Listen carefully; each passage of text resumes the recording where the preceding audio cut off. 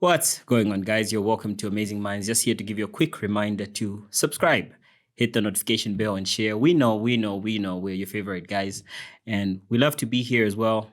Please do subscribe, and we'll see you on the other side. JJ Banda, who escaped from lawful custody at Chipata General Hospital on the night of 4th August 2024, has been apprehended in Zimbabwe.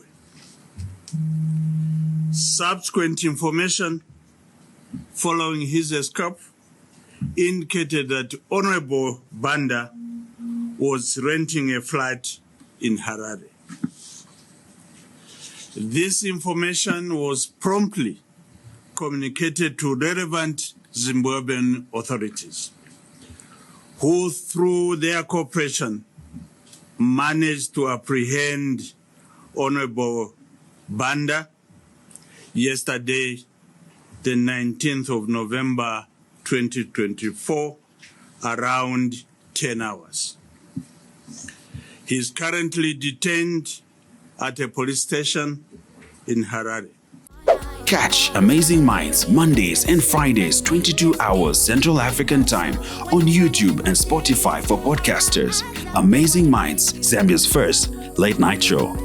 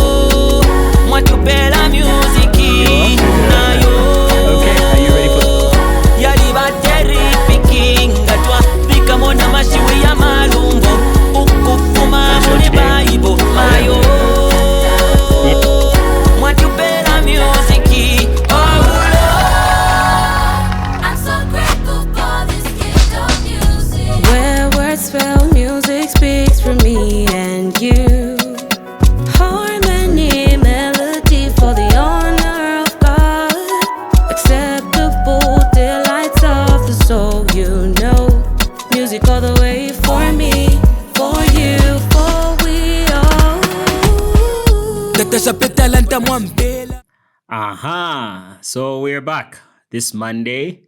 How are you guys doing? Are you subscribed? If you're not subscribed, please do subscribe. You're welcome to Amazing Minds, Zambia's first late night show. We air Mondays and Fridays, 22 hours Central African Time. Monday is a political segment of the show, dubbed the Monday Show. And Friday is the spiritual segment of the show where we speak in tongues. It's called Bible Talks. You will find me there explaining some deep mysteries. We just had one this past Friday, actually. Omnipresence versus the manifest presence. Please do watch that one. Leave your like, leave your comments. We had a great time. And never forget to bring your shouting clothes. I'm here with Mr. Chofire.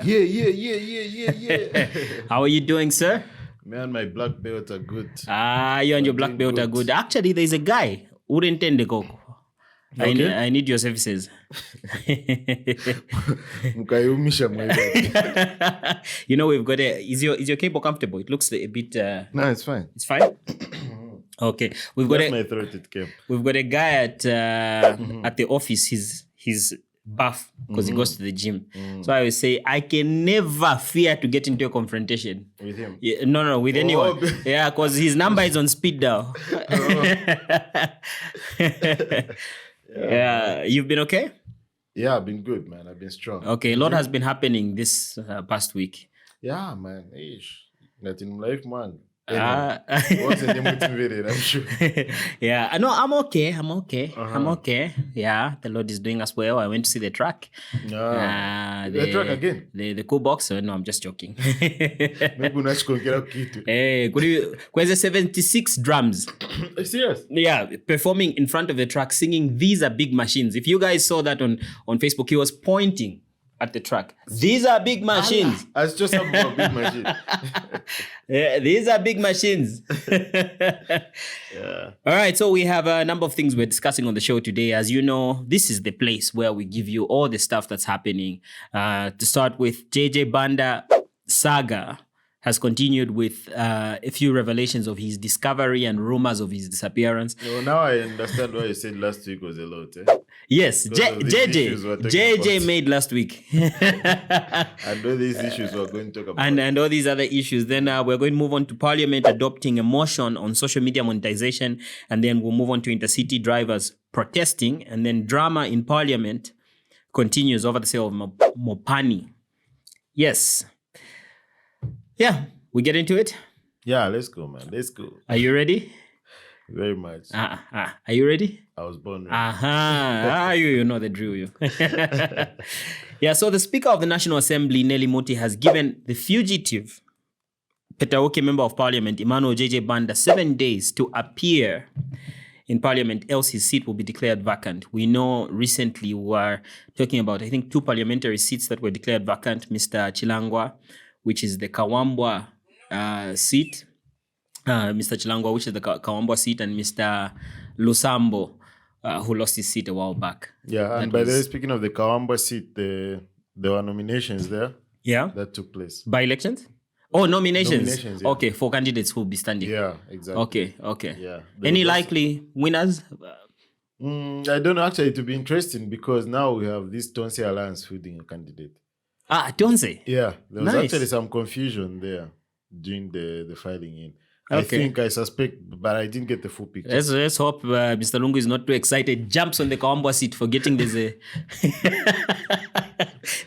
No, actually, because I think that the intensified campaigns will be in the end. So I'm sure that Mr. Lungu's fate with the Constitutional Court will determine how he will be. 22nd December is the date we're supposed to be seeing the... No, wait, what's the date? 22nd? For the by-elections? No, for Mr. Lungu's case. 10th December. 10th December. It's soon, my we're friend. in It's coming at us fast. I thought we're in December already. We're in November. It's next No, we month. can be in December. We can be in December. Yeah. Okay, yeah, so... So I was just saying that I'm sure that the outcome of that case will determine his involvement in the Kawambwa by-election. Oh, yes. Because I'm very sure that if he's involved there, it will be very interesting to see. It will be. It will be. Yeah, that's true. Because the UPND has been winning a lot of by-elections.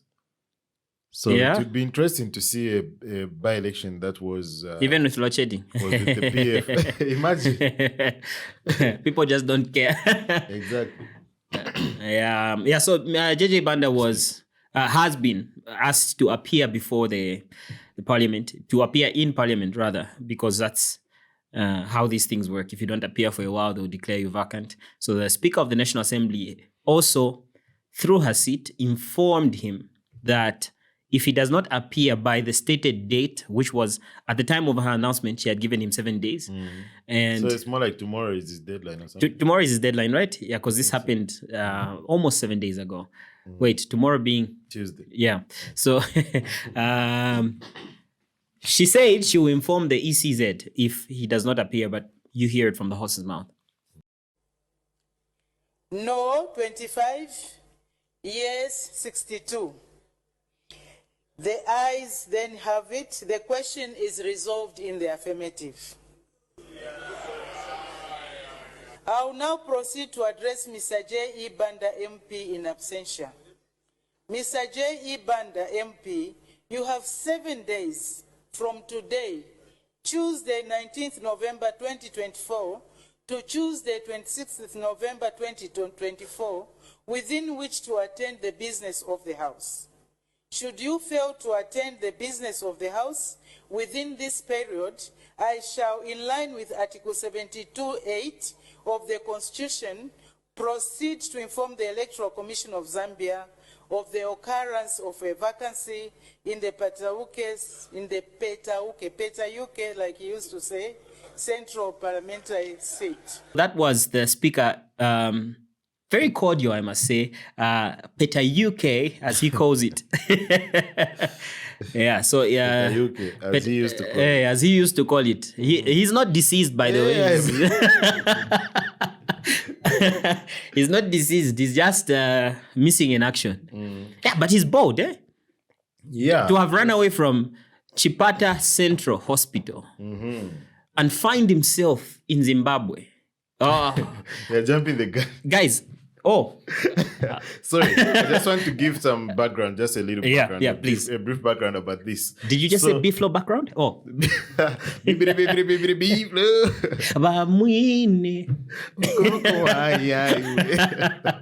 Yeah. Anyway, back to the serious business. By the way, if you like what you see so far, press that subscribe button, the like button, and leave a comment like Friday Zulu. So, I'll just give a bit of context background. So, JJ is an MP, of course, who was involved in a lot of escapades. So, this is a man who was abducted, allegedly. But, of course, a lot of people thought it was a staged abduction. We still do.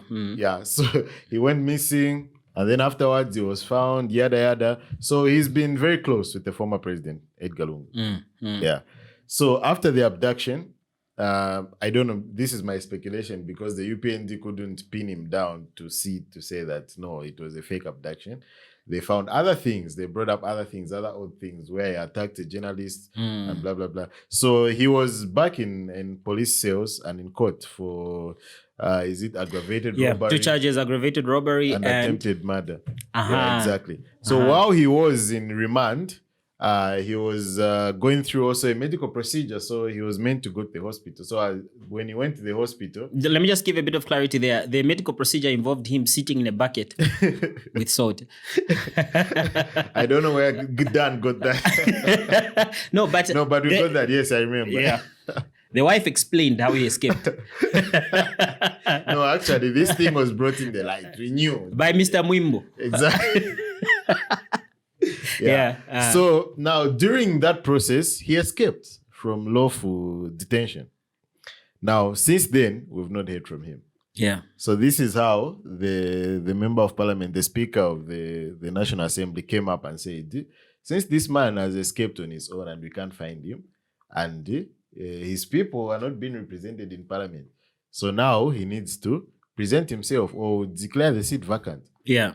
And then just the next day, that's when now we are going to Mr. Mwimbo. There's these revelations, as Mr. Makozo Chikote would say. Revelations. Oh, Mr. Mwimbo. Power generation. Would like to inform the nation that the power generation... This information of our water allocation... Yeah, so Mr. Mwimbo explains how he was captured in Harare. You take a look. JJ Banda, who escaped from lawful custody at Chipata General Hospital on the night of 4th August 2024, has been apprehended in Zimbabwe. Subsequent information following his escape indicated that Honorable Banda was renting a flat in Harare.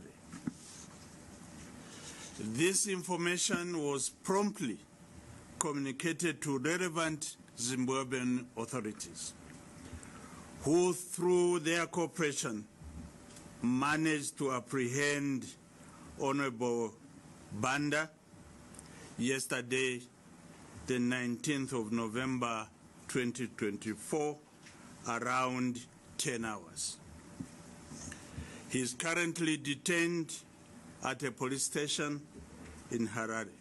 Yeah, so even though they say that the authorities in Zimbabwe worked with the authorities in Zambia to jointly capture him from his flat in Zimbabwe, there also are rumors that some certain members, or let's say bad eggs, bad actors within the security agencies in Zimbabwe helped him Why are they bad actors? Re-escape. Why are they bad actors? According to the description by the rumors. The rumors describe them as bad actors. Helped him re-escape. We don't know how true it is anyway, because they've not shown us a picture of JJ holding today's newspaper telling us I'm alive. And neither have they shown us JJ going live to ensure to assure the nation rather that he's alive. So it's rumored he's re-escaped. I don't know how true it is. Oh yeah, but also like Muimbu Peana Boyra, why didn't he give us some form of evidence? Me, I was waiting for that. Yeah. Not only some form, but even just Kukamba Sabit say, no, we've been assured or we have got reliable evidence or something like that. Or even told us of the specific location is being held in. We should have seen his wife crying. Yes, something like that. Not crying in the background. Not at a police station in Harare. Because at that press briefing, actually, Mr. Mwimbu revealed that JJ's wives were going to visit him in Harare. Yes. That he was renting a flat there. Yeah. And the wives were going to visit him. Yeah, he said that in the press briefing. Which wife, Lombe? Child. Yeah, he almost inside joke. Yeah, anyway. Yeah. So you've been confused. No, since Chofia is confused, let's move on. Also, listen, the other rumor that I got as well is that, and also because as I was saying, when the minister was presenting that to us, we needed some hard evidence.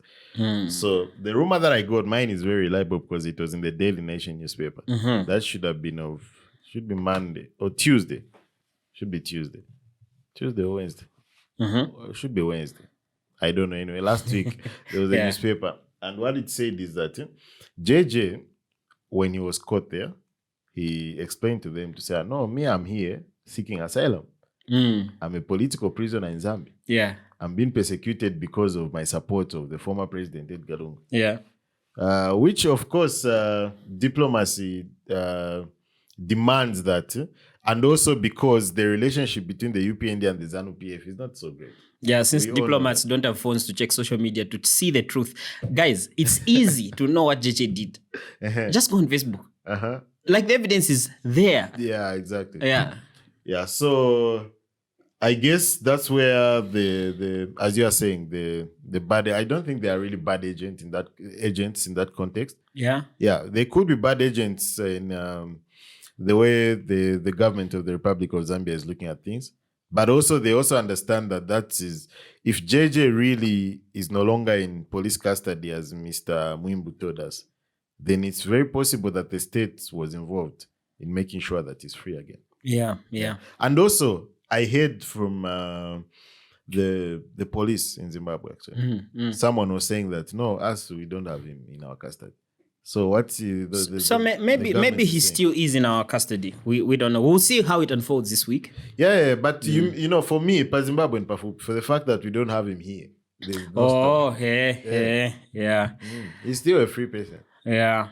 Anyway, well, let's see how it unfolds. We will we'll be sure to give you an update. Yeah, because the story actually in the Daily Nation, he spoke about he was found in the gym actually with his trainer. Yeah, his trainer was actually abducted with him or something like that. He was taken with him. He has money to get a trainer. Anyway. Yeah, because the other thing that I heard is that because also Mwimbu hinted, he said our agents are the ones who caught him there. And I also heard a story that some Zambians went there and they are the ones who caught him and took him to the police, and then the whole fracas happened. Oh, they were wanting the 2 million. No, but those Zambians, I'm sure they're state agents. Okay. Yeah. Anyway, the parliament has adopted a motion on social media monetization. It seems we're looking outside our country and seeing that some of our neighbors, some of people outside have monetized their social media. It has become a legitimate stream for not only the citizens of their countries to make money, but the government also to tax and derive some kind of a profit from this. So this has been brought up in parliament. And after the many debates, the speaker finally gave her conclusive. We'll show you what the speaker said and how parliament voted on the same issue. Take a look.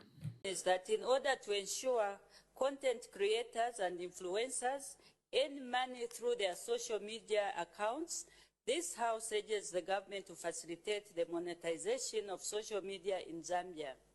As many as are of that opinion say aye. Of the contrary say no. The ayes have it. The question is resolved in the affirmative. Yeah. So that's what happened in Parliament. Oh, I just realized we watched that video. Yeah. Yeah. Anyway, so also this one, the person who brought it up, I think it's Bino Mpundu. Yeah. Yeah, then he was supported, of course, by Christopher Kangombe. These are young guys, by the way, anyway, relatively, when you look at Parliament. Relatively. Yeah, exactly. Yeah. And I'm liking what they're doing. I mean, they're not so progressive, like in my opinion. Yeah, but they are trying. At least they are trying for their age, and they are showing a good example in Parliament. Yeah. So kudos to people like Bino Mpundu and Christopher Kangombe. So, but anyway, I should also mention that this motion is to compel the government to engage these social media organizations, because these politicians, because this is also just lip service sometimes. Yeah. And these politicians will try to make it seem like they've made this social media monetization happen now in Zambia. It's not yet going to happen until our government engages the social media companies. Yeah, and the social media companies decide. Sometimes they also say, no, you have few users. But I don't think they should say that. They can't say that. They can't say that. Yeah. Like look at YouTube. Anyway. Yeah, and I don't really understand this monetization issue, by the way, I should mention. It's embarrassing that I should be this ignorant. Yeah, as someone who is exactly an influencer. Like I'm a content creator, right? This is content that we're creating. He is an influencer where you see him. But anyway, I don't really understand how these things work. So, but the only thing that I know is that, like, I'll give an example of Yo Maps, who he's got 4 days and then he gets like almost 2 million views on a video. And then they get nothing for that.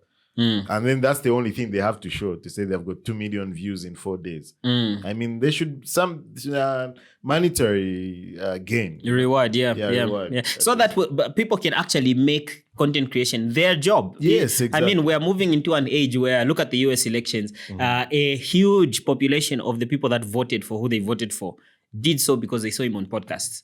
It became a legitimate platform for campaigning. It became a legitimate platform to reach certain people, because not everyone is watching the news like that. Last week we had a blessed comment from someone saying, "Yeah, better than ZNBC." Wish we could tag them. Thank you so much. But there's a new wave. It's called independent media, and that's why I like that there's an amendment being made to the IBA Act, right?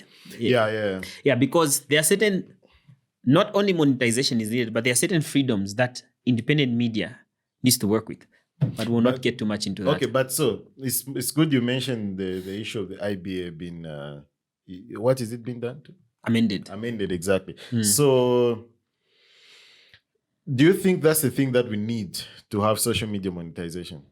Is there no other way? No, I think there are two different issues. There is the issue of regulation. Which IBA is trying to amend. The amendment, however, we are not too sure of, because remember they were trying to hammer down on podcasts, that they want to over-regulate them. I'm hoping the amendment will come with less regulation. I doubt that. Because of course now they'll bring the monetization issue. Because but with monetization there's definitely going to be more regulation. Yeah, I've thought about it now. Yeah, because I can't believe this is me thinking about it on air right now. Yeah. Because they'll need to. Because what has happened here in Parliament, these people have only voted. The parliamentarians have voted to urge the government to actualize this monetization. Yeah. So we need actual action. So to me right now, I think this is just lip service. Unless we see actual action. We see the actual engagement of these social media companies. Yeah. Because as you are saying, the regulations might come more when this thing is monetized. Because also there will be talk of taxes and all those things. Yeah, of course, it's better for you to be taxed while you're making some money, right? Yeah. So anyway, we'll wait and see. Yeah, we'll wait and see. But I've got very little hope in these people. Yeah. Yeah, and instead of asking us, they asked Mr. Muya for his opinion. Take a look. This digital age we're living in, monetization is the right way to go because it'll create jobs. Lots of young people that have access to digital platforms and devices will use their time to generate an income by being creatives. In Zambia, you don't often hear about content creators being content creators. You know, in Zambia, when you say to someone, what do you do? If they say they're a content creator, you immediately say, well, but what else do you do? In other countries, there are people that is their focus. That's their goal. That's what they do for a living. Yeah, not much to say. I think he said everything he had to. Speaking of social media, Mtale Mwanza has been sued by Diamond TV. Very interesting. We saw, has Chichi Daisy visited Bowman yet? Yeah, so anyway, she told us Chichi Daisy needed to visit Bowman. Now we know that she was talking about Chichi Daisy. Yeah, she said Chichi Daisy needed to visit Bowman, and so she's been sued. Yeah. By the way, she's been sued twice. Twice? Yeah. Ooh.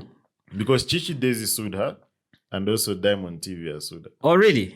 Oh, now we know where all the money for the deals is going. Caught. Really? Yeah, but personally, I hope for the best from Mwanza. Yeah. I didn't like whatever she said and what. Did you just say Mtale Mwanza? Oh, I puked a little in my mouth. I'm just joking. I'm just joking. Nothing against Mtale Mwanza. Yeah. I don't like the rant that she went on after the awards. I think that she was picking a fight that wasn't hers. It's like Vurida Shades Pandewamin, which actually would say a lot. And now we're talking about it, you know. That time it was like something that we can talk about. But now I think it's big enough we can talk about it. Yeah. I feel like she was sort of venting, you know. It's like she always has those things that she said. It's like a baby messes up their diaper and you change their shit. Yeah, and the insults were too much. So some sections of society are saying it's a good thing so that people learn lessons and what. The thing is that people never stop doing those things. As long as people are bitter, they'll be finding ways to vent, and sometimes they'll be coming out like that. It's only that this is a very high-profile case. So, and you know, I was also very disappointed with the way Mtale Mwanza came out, but I hope for the best for her. Yeah. I think she's been a good person overall. I mean, she's done a lot of good work as well. Yeah, good is subjective, but yeah, we hope for the best. Yeah, anyway, I mean, in my opinion, me and Mtale Mwanza shared a stage at some point, and she was so good to me. If it wasn't for that reason, he wouldn't support her. But yeah, anyway. Maybe, probably. I'm just joking. yeah, but anyway, I feel like I owe her a lot, you know. Who do you owe? Mtale Mwanza. You said Mtale Mwanza again. I almost... I'm just joking. Yeah, so everything we say on the show is for entertainment purposes only. Lest we receive to mitigate our costs.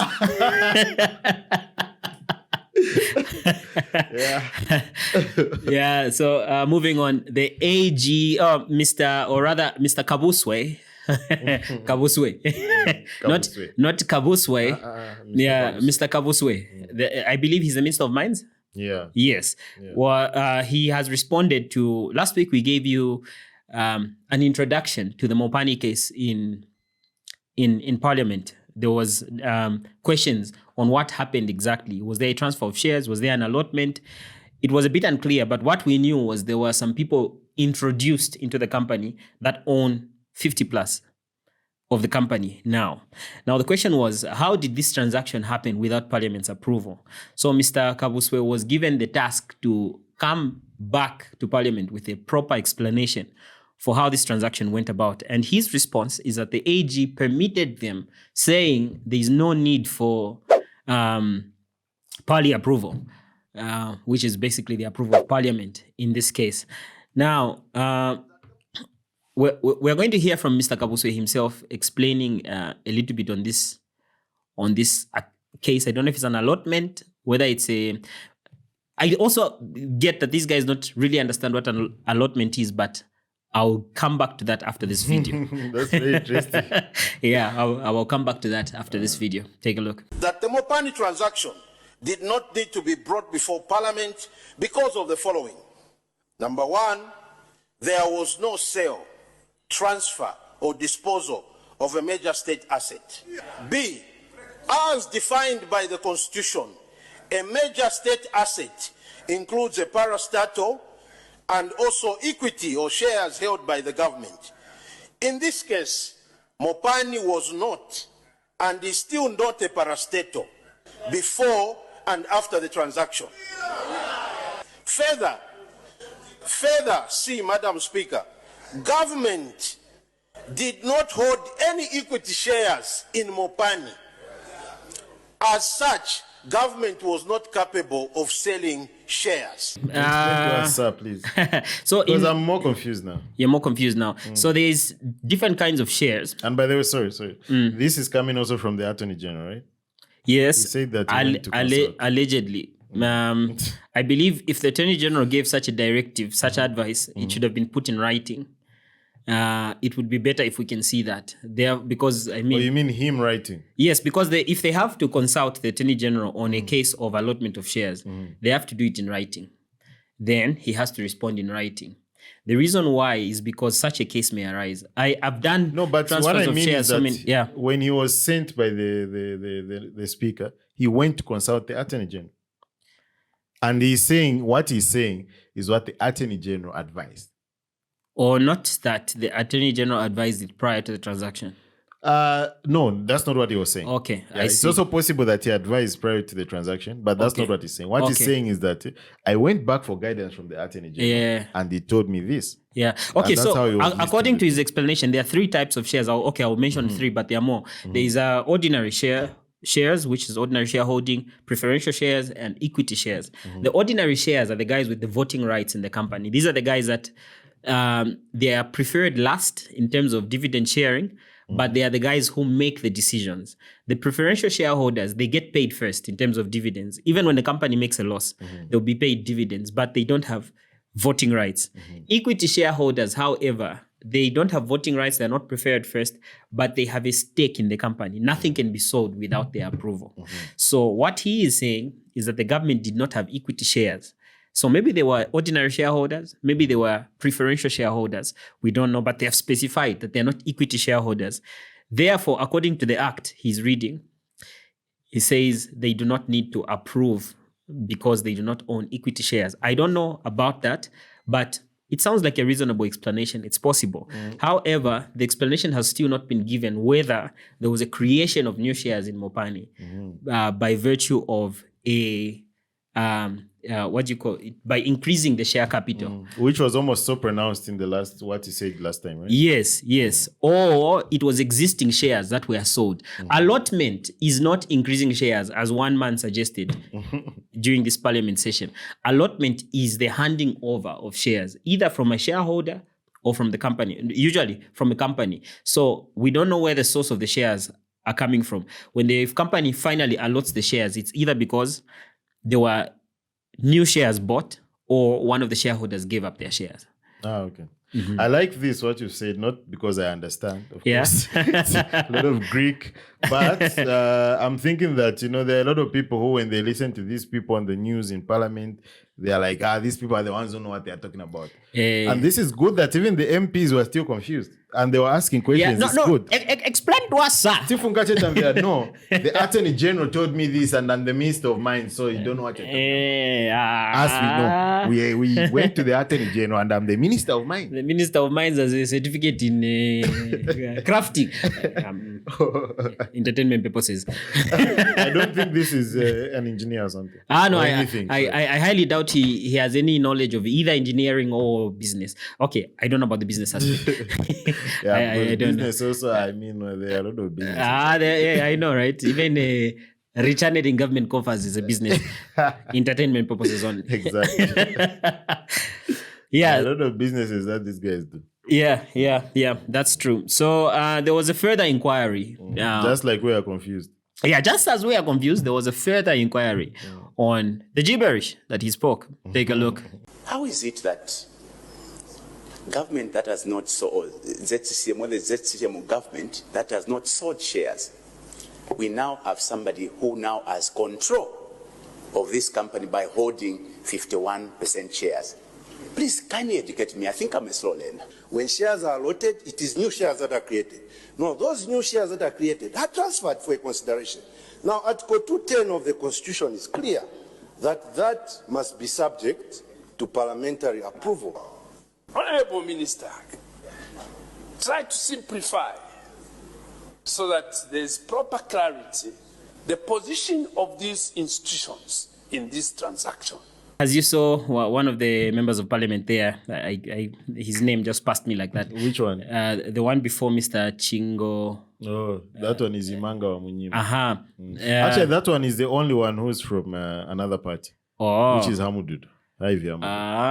So I think he has a slight misunderstanding on allotment. Allotment can exist whether shares have been created or shares have been given up. But he's asking questions in the right direction. So yeah, we are still wondering. We hope for even further clarity on this matter. But at least now we know that the government did not need to authorize, at least according to the Minister of Mines. Yeah, according to the Minister of Mines. According to me, who's just watching on TV, I don't buy that, I feel like there's still something here that we're not getting. Yeah. Yeah. And just like we are confused, the Speaker of the National Assembly asked even the MPs to go and read further. Yes. Yeah, exactly. So even the Speaker was wondering, what's going on here? Yeah, so the Speaker. What I would encourage honorable members is let's go and do further reading on this issue.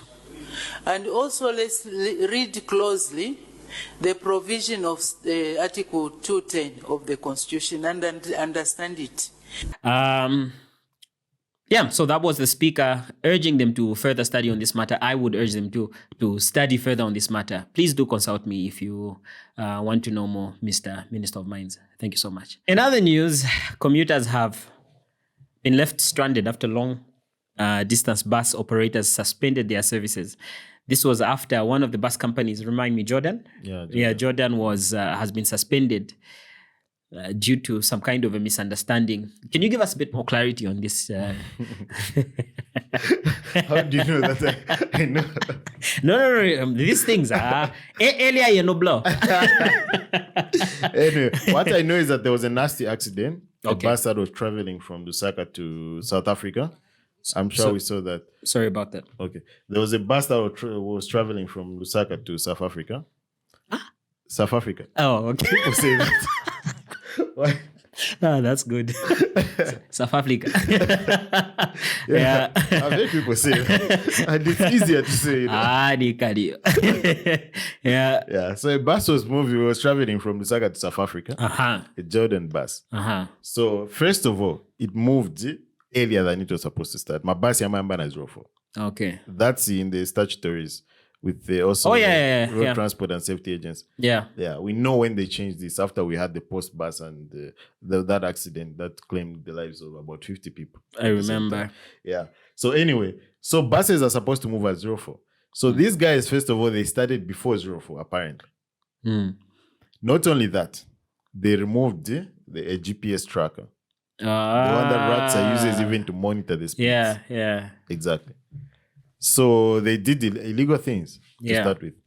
So there was a nasty accident which claimed the lives of 5 or 4 people? Yeah. And actually there was one lady who was a bit famous. I think she was an actor or something, with social media now. So this thing just went viral. Yeah. So, with our emotions and we're always reactive. I did see that lady. People were posting her. Yes, exactly. With all this, of course, Rats started investigating and they found out about the GPS tracker. They found out about them starting off earlier than they were supposed to start off. Yes. And they found out about the overspeeding. So they had said, we've suspended the license for 3 months. Now, as you can remember, that happened a while back. Now, for me, actually, personally, I went through Intercity at some point when they had said that they've suspended Jordan and found Jordan operating. So I'm sure people started talking. So Ratsa went in and enforced. So we should get this first. Yeah. They suspended them at first and they didn't enforce. They defied the... Yes. Because... But also Ratsa... enforcement, to be honest, enforcement is only needed for unruly individuals. In my No, but if your license is suspended and then you're defiant, you're still operating, isn't that being unruly? Ndieven Kambakaidi, So, Ratsa, it's not Ratsa to blame for not enforcing.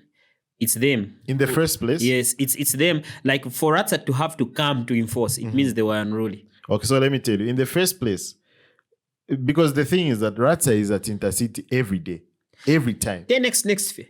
Not that. Ratsa have got... have you ever gotten a bus at Intercity? A long time ago, I think. Okay. But I don't so really remember. Ratsa has got a station in Intercity. Oh, they do? A bus cannot come out of Intercity without Ratsa inspecting it. That's what I'm saying. Yeah? Yes. So, every day. So they were seeing Jordan? Yes, they were seeing Jordan. Do you think it's possible they were doing business? I don't I don't know. But after that, we now saw Ratsa coming in to sort of enforce. Yeah. Now, after they enforced, this is when we had the confusion. The driver said, you cannot ban our friends for 3 months. When the Ratsa, of course, did that a long time ago. But they said, you can't do this. You can't ban our friends for 3 months. What are the drivers going to eat? So as you are going to hear, they've got 13 buses, Japan 14. Yeah. Just because of one person, you blah, blah, blah. So this is where the protest came from. No, how about those 5 who died? What are they going to eat? Imagine. Aye. And now, the magnitude of this, by the way, I've been using Intercity a lot of times. I do travel a lot. I didn't imagine who see this day.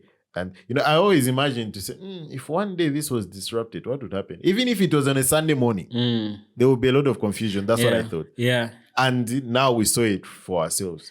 It's a lot of confusion, my friend. It is, because a lot of people rely on that, even for business. Yes. A lot, this...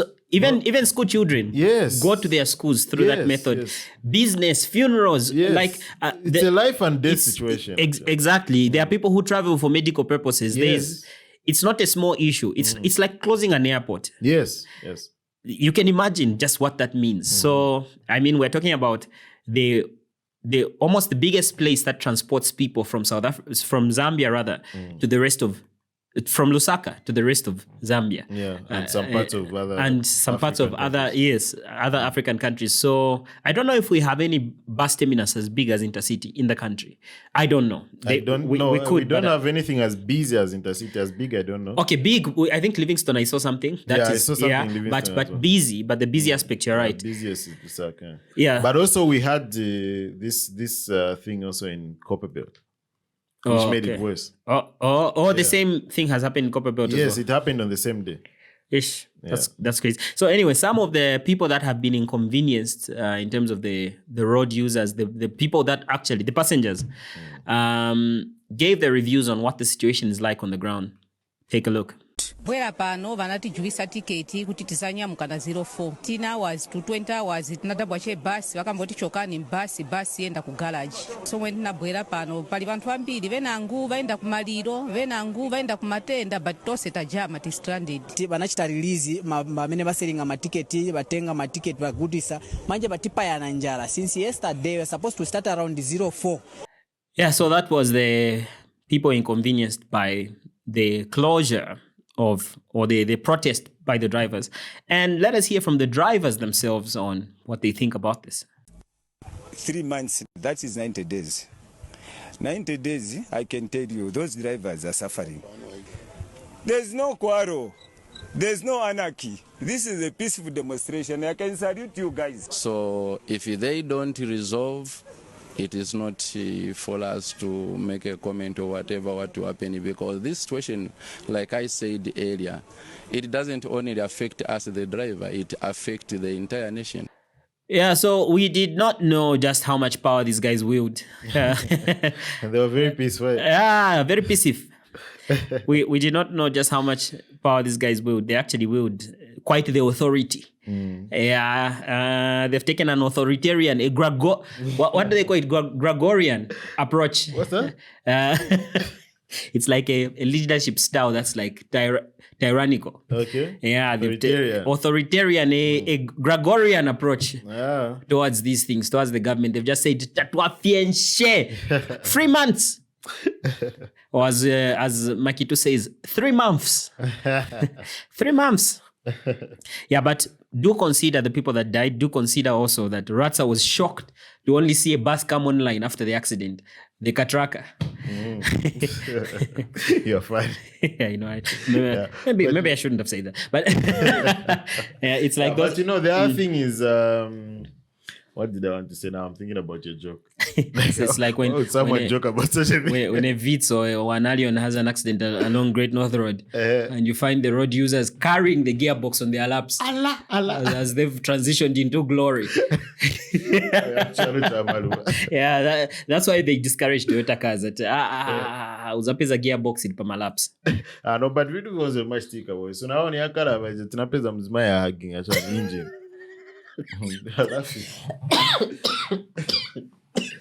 Yeah, anyway. Sorry about that. What I wanted to say about these bus drivers is that what did I want to say? Well, I knew Lisa joking. It reminds me of a movie I was watching some couple of days ago where these guys they are spies. So they were trying to illegally bury their colleague who got contaminated as they were trying to poison a group of people with a biological weapon. Now this guy got infected and died himself. So they had to wear hazmat suits when burying him.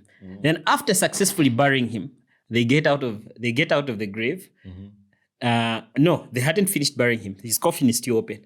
So one of the guys is trying to climb out of the grave and then accidentally slips and falls into the coffin and cuts his hazmat suit. And he cut it so bad, I think he slipped on the coffin or something, that he even had like a bruise. Blood started coming out. So his colleagues were like, no, it's fine. You'll be okay. Just try to get out of the grave and just go and stand slowly. We're coming. So we can give you a new suit.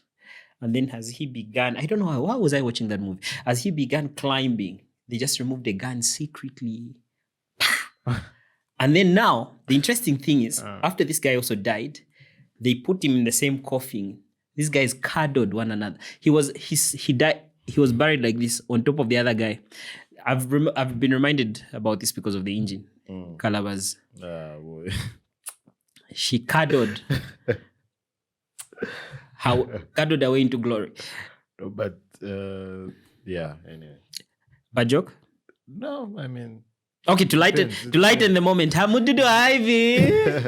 Oh. Yeah. Did I just score a political party at Ivy Hamududu? Yeah. Can you imagine? You just forgot to add 4 last. Oh. Tembo Tishon. 0. Yeah. All right. So yeah, what's been going on? What's been going on since we have run out of what to say? No, it's a joke. We look forward to seeing more of that. Who's that MP again? JJ Banda story. Yeah, we look forward to seeing more of JJ Banda story. We'll give you an update hopefully next week. My prediction? Yeah, he'll still be in at large. Yeah. And you know, my other prediction is that now the PF will sort of, because his deadline is coming up, the one that the speaker gave. So now these guys, the opposition, they are going to come up with a story and say, no, now the state said they have him. So now it's not him to come out; it's the state to present. It's the state. I know, right? So the Speaker of the National Assembly should not proceed to make his seat vacant because the state knows where he is. Exactly. I'm already agreeing with Mr. Chavinga on that. No, but Chavinga will be on the other side. Chavinga will be saying, no, he ran again. Yeah. No. Impact has been expelled. He's in charge. I'm in charge. All right. This has been a good show. What do you think? It's been a great show. It's been a great show, eh? Yeah, we're going to leave you with one of that's a road user, right? Or is a bus driver? I'm not sure. Huh? Okay, we are going to leave you with someone who's going to give you a more comprehensive update on what's really going on the ground in Intercity or at the Intercity bus terminus. Also, I think we should mention that these guys have since resumed their services. Yeah. So he's just going to give us an update on what happened. Quite comprehensive, I must say. Yeah, I like that. Yeah, I liked it too. Did you enjoy the show? Yeah, too much, man. I already told you that. Oh, I asked already? Yeah. Oh, I enjoyed it too. All right. Trees and trees. We shall... How are you? I'm good, sir. How are you? I'm okay. Yeah, that's a bad boy. So we are going now, and we shall see you on Friday. Remember, show is available Mondays and Fridays. YouTube, Spotify for podcasters. Both links are in the description. And we'll be back this Friday, continuing with the Spirit Life series, and next week Monday with the Monday show. For now, it's goodbye. Amududu Ivy. 4. So the situation yesterday was bad. Today is very good. You have seen this peaceful here. If you can so go around, even yesterday there was no violence. People were just sitting. People were stranded, especially passengers. So today, have you seen? You can go around from there to here. There's corner to corner. They're very peace. Yeah. So the problem these the owners of the buses. They didn't agree with these Rastas, Latsa, the conditions of Latsa. Latsa was bad. It's not good. When, for example, Jordan Motors has a company, big company, more than 10, 15 buses, and then one person make a problem, and then they say we'll shut the company. It's not good like that. Hey, like what you see? I know you do. Hit the button below to subscribe and don't forget to hit the notification bell. Ciao.